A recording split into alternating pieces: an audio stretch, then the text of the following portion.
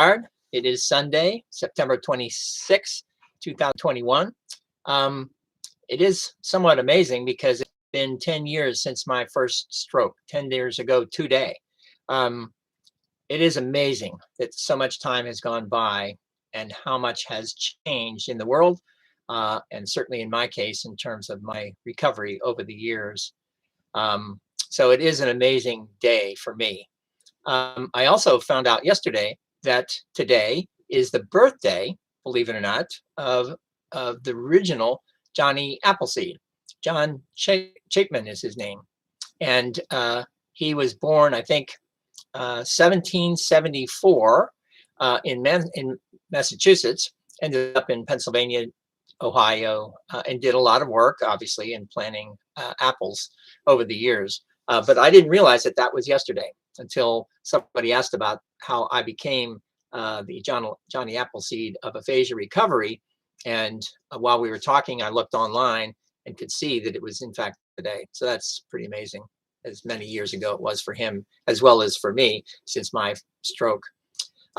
So this is a big day for me. I was hoping that I would have my next book, my 5th book, by today. I was trying to make that work to be ready and out by the my 10th anniversary. But COVID and lots of other things wasn't going to work. It probably won't go out until early next year. It is called Stroke and Aphasia Recovery, Metaphors Help Us Mend. And today's article will likely be the last chapter of this, my 5th book, Metaphors Help Us Mend, with the title of today, Neuroplasticity, the Daily Alchemy of Turning Thoughts into Thoughtful Expressions. Over the years, meaning these days, for me, over the years means the last 10 years. Before that, I do remember an awful lot that I'd done before, but an awful lot of what I do now is often based on what I used to remember before my stroke. But pretty much these days, for the last 10 years, all I really do is practice and help people better understand how the brain works, how I got better, and how other people can get better as well.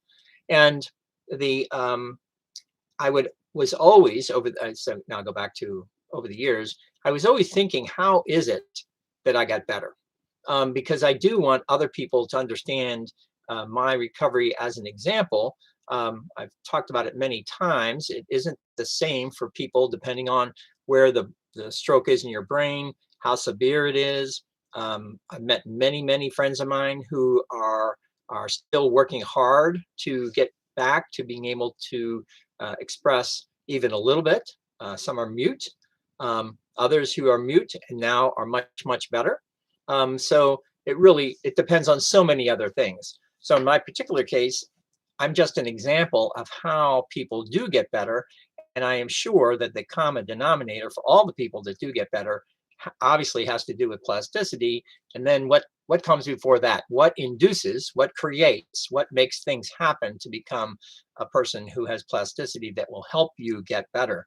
And I think in every case, I'll say in every case, unless they're somewhat more magical than I'm thinking, that when you do get better, or to the degree that you get better incrementally and go on with that for the rest of your life, it still requires the thought and cognitive activities that induce plasticity. The more cognitive activities there are, the more reading, writing, and speaking, because that's the muscle of the brain that we're trying to exercise. The more you do that, the more plasticity is induced, and as a result, more brain matter are created. So it is somewhat magical sometimes, because it really does feel like that. It happens without you even knowing that it's happening. You get to see in my article, it's not unlike watching the clock tick, and you can see the second arm going, but the others you can't. Yet it still happens. And that's somewhat the similar thing with your improving over time without knowing that you're improving over time, until a lot of time goes by, and then you yourself get to see, as well as other people around you, but you get to see the evidence of improvement based on what you're now saying that you couldn't say before, but you're now writing, and you are unaware that you were writing badly before, and now you're getting better going forward. So it all has to do with the repetition, persistent, regular activity, language activity on a day-to-day basis. It really does have to happen on a day-to-day basis.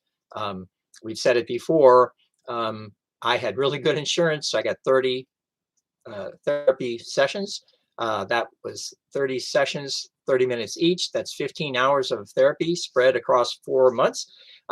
That is good in terms of really helping all of us, meaning people with stroke and aphasia, come to understand that what the therapists are trying to point us toward is more regular, persistent language activity, more intensive activity for sure, and that you have to do that for a long, long time, not just for a month or two, the 4 months that you had with therapy, years.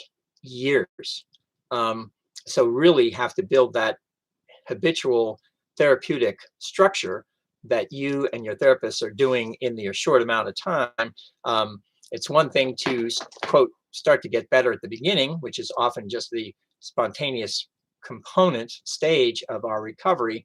But after that, you only have this precious little time with their therapy. And I urge the therapist, as well as people with aphasia, but urge them to build that structure while still together. Because if all you do is, quote, doing therapy for 30 minutes, and that really is it, so there's no real understanding that there is has to be a long-term plan, that has to be a structure for that, of reading, writing, and speaking on a regular basis. Start doing it now, so that every week, every Friday, when you come in with your therapist, to explain, to show what you've been doing for the last week or two, and continue to do that, building this structure, so that when the day comes when your therapist leaves, when he or she leaves you, you've built the structure. So you're now going to do what you've already come to understand based on the partnership you've had with your therapist.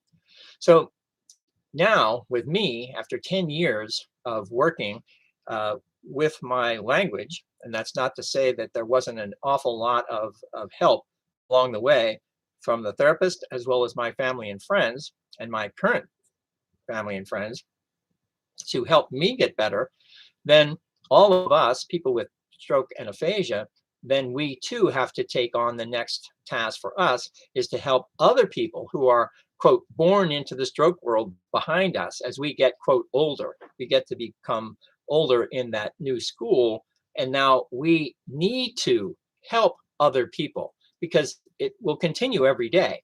There just aren't that many people who have stroke and aphasia, and based on the short amount of therapy you get, we need to help them understand that the next step is a big step, really, after the therapy, formal therapy, conventional therapy, is taking that next step to build that structure going forward. And one of the ways, other than your therapist, is all of us who are now working on this, writing books. I know lots of my friends with stroke and aphasia who are writing books about it and want to be aphasia advocates, if not activists, to help work with the wider public, meaning the 93% of our country who do not know anything about aphasia, or very little about aphasia, or think it's a new religion or a new country.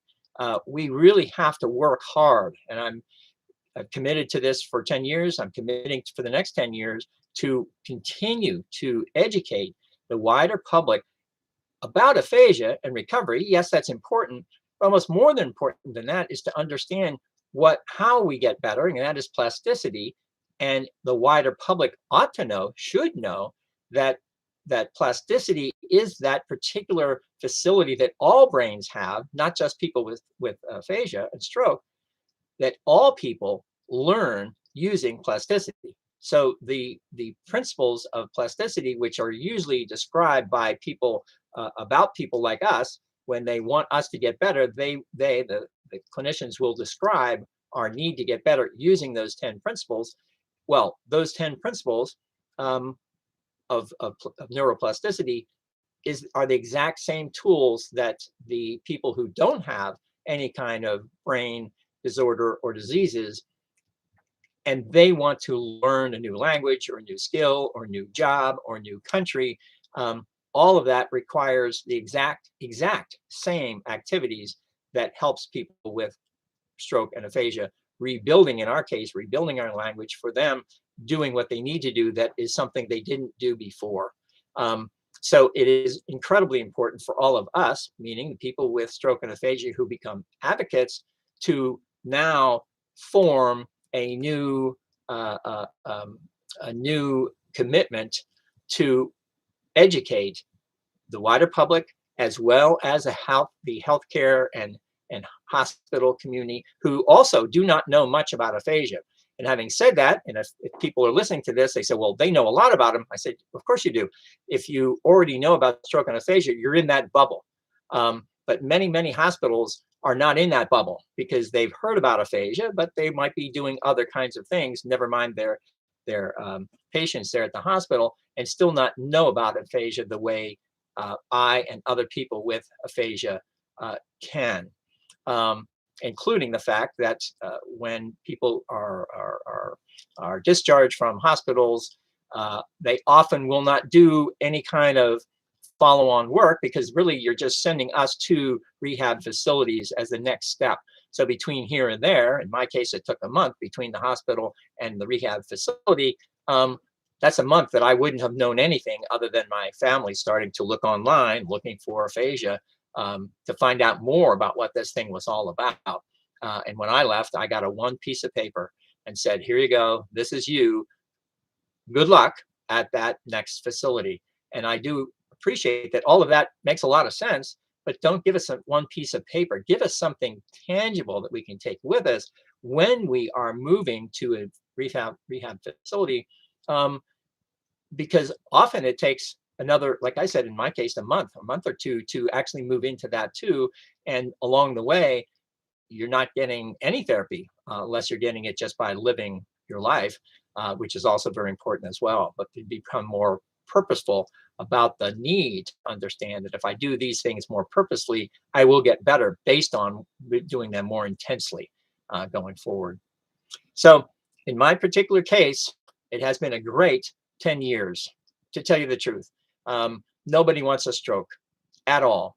I've had 2 TIAs, and I got to see the difference because I had the first one and I was unconscious. I said the TIAs and I was still awake. So I got to see what it felt like as with the TIA, dark just descended in my brain, but it didn't go far enough that I could no longer communicate, although I really couldn't talk. But I got to see the bookends of how brain disorders and diseases appear. And as I get better, and I've told this before, I don't want to say that everybody should want a stroke or everybody will get better. I don't mean to do that. And I cry when I think that that's what people really think I'm trying to say. What I am trying to say is, as you get better, to the degree you get better, the more you can then choose to help other people who have just joined this new family and help them get better and help the remaining, meaning all those people who don't know much about stroke and aphasia, to understand how the brain works. And we just happen to be lucky enough to be able to better explain something that is otherwise unexplainable when it comes to learning something that you will never ever know again until either you have a stroke yourself, and nobody wants that, and aphasia, or you learn more about the underlying foundation of how the brain works and realize that if you want to learn anything, you have to also learn how those principles of plasticity really do work to great effect for all of us when in that process. So hopefully for the next 10 years, I'm coming up on my 70th birthday. I'm excited about that as well.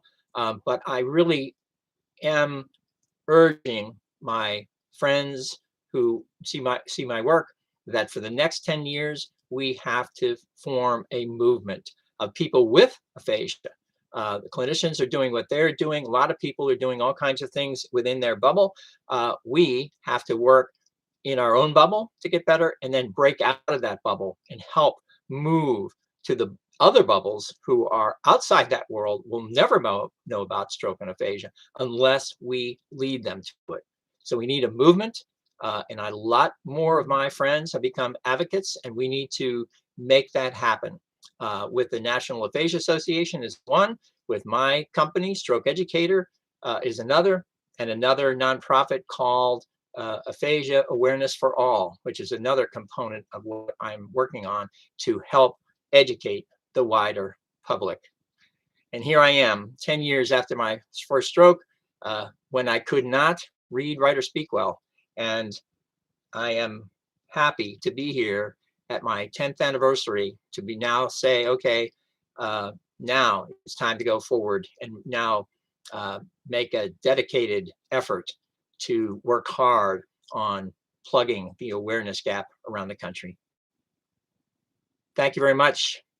Have a good year. I will see you next month for the next article, and look forward to getting my next book out in another couple of months. But if you have any questions, please email me, get in touch. And if you're part of that movement, give me a call, see if I can't bring you in. Thank you very much. Take care of yourselves. See you soon. Bye-bye.